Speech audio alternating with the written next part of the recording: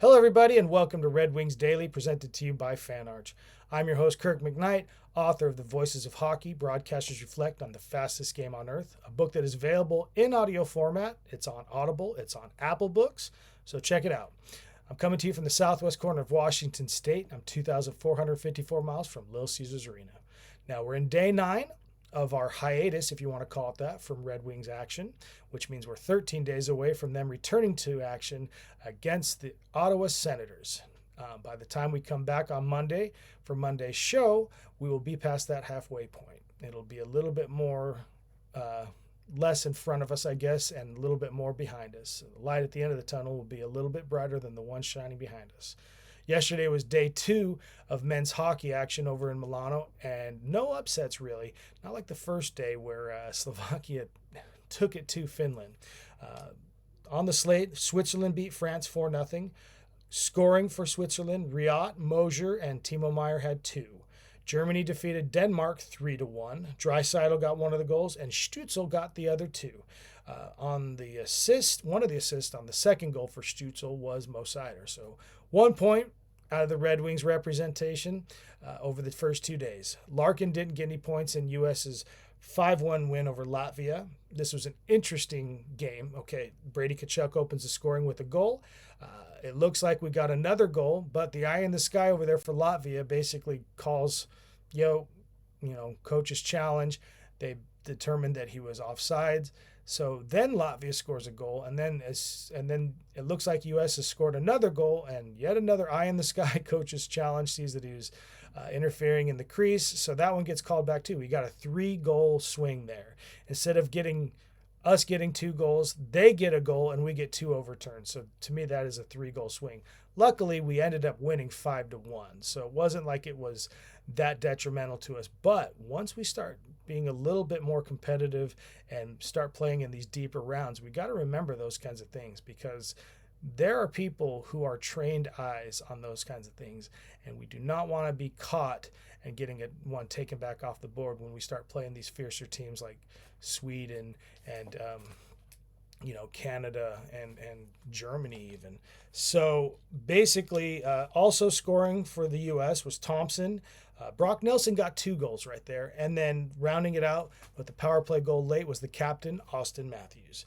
Canada won 5-0 over Czechia. They were all over those guys. Jordan Binnington with a shutout. Celebrini got a goal. So did Stone, Horvat, McKinnon, and Suzuki. In today's action, we got 4 games on the slate. Finland's against Sweden, Italy versus Slovakia, France versus Czechia, and Canada, Switzerland. Now, I feel like the hot seat really right now is going to be obviously Italy, France, Czechia, and Finland. Finland is going to have it tough, because I don't know how likely it is that they're going to beat Sweden.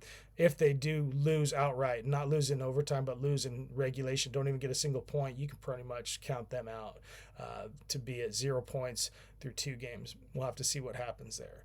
So really kind of no pressure whatsoever, not necessarily whatsoever, but no real pressure, no danger for Sweden, Canada, and Switzerland, and Slovakia for that matter. Those 4 already have wins under the belt, so it's not really win or go home kind of situation like it is for Finland, Italy, France, and Czechia. But still, they are kind of in this situation where you don't want to be too much behind the 8 ball, and you don't want anybody slipping on you on that game, on that third game. So whatever wins you can get, those 3 points any way you can get them, they'll definitely go to your advantage, especially when game 3 comes around and we're really trying to sort it out to see which are the 2 that move on from with each bracket. Now, I promised that I would give updates on scoring as we go along. We're 2 days in, small sample, but right now we got a little bit of a leaderboard going. For goals, Stützle, like I already mentioned, for Germany, he had 2. Nelson for USA, he got 2. Meier got 2, like I mentioned, for Switzerland. And Stachowski yesterday got 2 that was for Slovakia, wasn't it? So there's your goal leaders. Points, McDavid's got 3. all assists. So does Dahlin, all assists. He's got 3 points. And Slavkovsky, who scored 2 of the goals, like I mentioned, he had an assist as well. So those are your 3 leaders as far as total points, 3 points each. Goaltending, I mentioned already, Bennington had a shutout. Well, so did Switzerland's Ganoni. So there's your 2 goals, 2 goalies with perfect save percentage and everything like that. Total goals scored. Team USA, Team Sweden, and Team Canada all had 5 goals each in their first game. And the highest plus or minus goes to both Forsling and Timo Meyer, who each have a +3. So there's your leaderboard. Like I said, small sample size. We'll have a few more games to work with when we come back to the show on Monday to see if somebody's kind of breaking ahead of the pack or not.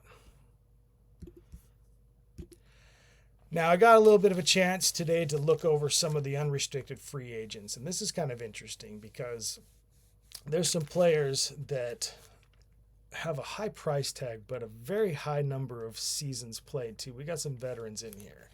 One of them is Carey Price, 16 years in the league. His average annual value is $10.5 million. I believe he plays for San Jose. Is that where I saw that he was at? I don't even know if they're using him right now, but still.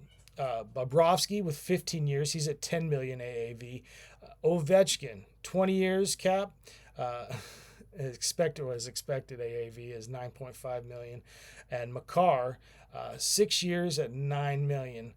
Okay, so looking over some of these things, I was starting to look at the high experiences, and you start to wonder like who's gonna try to sign these guys, considering the money they have right now in their current contracts that are about to expire. And you look at Ovechkin, and his AAV is at 9.5 million.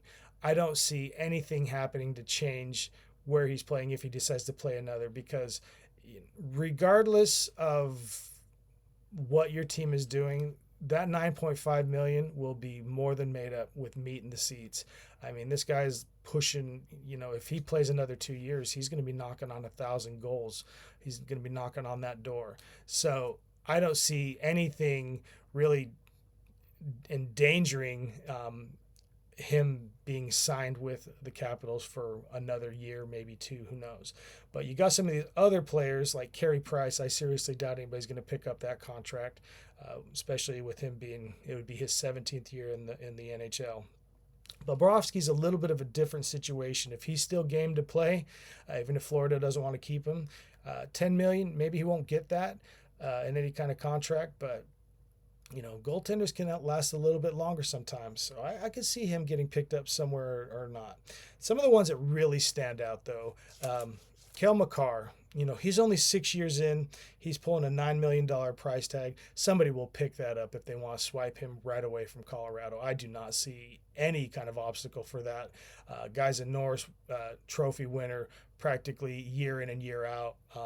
Definitely that value. I mean, honestly, offensively and defensively, that guy is a 200-foot player. So that's one of those people that Colorado really needs to kind of check themselves and like, are we going to really let this guy get away or not? Because there's going to be some top dollar paid for him. Robertson's another one. He's a restricted free agent, though, for Dallas. And he's at 7.75 tag right now on his AAV. So the other one is Laine. I already mentioned him a couple of episodes ago. I said that he was kind of linked in talks to going over to Carolina.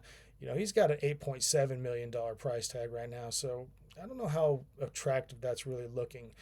The other one that looks like a very attractive tag right now is Alex Tuck. His AAV is 4.75 million. He's only in 9 years. He's in his 9th year in the NHL, and 4.75 is very low of a price for somebody like that. He's going to be getting a much higher price, and I seriously doubt Buffalo is going to dish it out for him. I don't think they're going to trade him at the deadline. Like I said, they're doing so well, but I really don't know if they're going to pick up that contract. So the other question, I guess, as far as those in the senior circuit is Evgeny Malkin. He is at, let's see, where is he at experience-wise? I mean, that guy is up there in his 16, 17 year, but do you really see Pittsburgh not signing him to some kind of, obviously not the price tag he has now, but do you really see him getting let go of by Pittsburgh? I don't know. They've done it before with other players. I mean, they left up Fleury to go to the expansion draft, but Malkin has just been such a valuable part of that team alongside Sidney Crosby all those years. So I really don't know what to expect with that, but I don't see him signing with somebody else. Whether it's just kind of a sweet, I'll just retire and save face or not, I don't know. But I really hope for Pittsburgh's sake that they don't let him just go sign for somebody else for 1 year and just kind of ruin that. Because we're going to have to see that whole situation where they sign him for a day, so he can retire a Penguin. That's become quite the trend lately. So let's just save ourselves all that nonsense and just get right to it. Just sign him for a year, let him retire a Penguin, and let him see what he can do in this swan song, and have the tour and have all the the fanfare to every city he goes to. But that's my 2 cents. Definitely don't see Ovechkin going anywhere else, and honestly, I don't see Malkin going anywhere else. But I could see somebody picking up Bobrovsky, and I definitely see somebody taking on Tuck and Makar, and I really honestly see them in a different uniform come the 26-27 season. All right, folks, this is to round out the show. We're just talking about spotlighting players, and today's spotlight is going to be on JVR. I really wish I had better news about JVR, though. He's only got 2 points in his last 6 games. He's been dropped down to the 4th line, basically opposite Soderblom, with Big Raz as the center. He's on the 2nd power play unit. That's really never changed too much. But I think there's just kind of a little bit of a shakeup going on right now, and I don't know why. And obviously, I think it's starting to show in our place in the standings. We're now at 3rd. We're having a little bit of problem with health on our defense, and so we are shaking up a little bit there and trying to get a little bit more of a offensive spurt going. JVR is one of those players that I would look to have that. I think he's still high up in the rankings as points go for the team. He's just got a sweet stick about him right now in his passes and his goals or whatever it is. He's been a little bit cooled, but I see him and his seniority there. He's on the senior circuit there. He's class of 2007 with Patrick Kane. So I see him hopefully coming out of it. When we come back into action, maybe we see the JVR that I saw in person, up in Seattle, that basically just took it the length of the ice and said, I am not going into the second intermission with a deficit, and basically took it on himself and tied that game against the Kraken. So I'm hoping that is the case, and that we can really start to figure out these offensive woes. I don't know if that means us getting another player or what it means, but I don't really like this whole constantly carouseling offensive lines and things like that. I know that we're doing that on our number 1 power play unit. Hasn't been as effective. We have had some really hot times on the power play. DeBrincat's been just a godsend, and so is Larkin. Those guys are definitely lights out. Raymond as well. So obviously we're not going to change anything about that, but there have been flipping here and there with Kopp, with JVR, with Kane on the first power play unit. Now it's back to Kane being on there with Seider, Larkin, Raymond, and DeBrincat. So whatever we need to do to start getting this offense more supercharged, we got to do it. And hopefully JVR can be there to kind of help shoulder the load with his seniority and his veteran status. This has been Red Wings Daily, folks. Hope you all have a good weekend. When we come back on Monday, like I said, plenty more action to share and to describe, and a recap of all the weekend over there in Milano. Until then, LGRW from the PNW.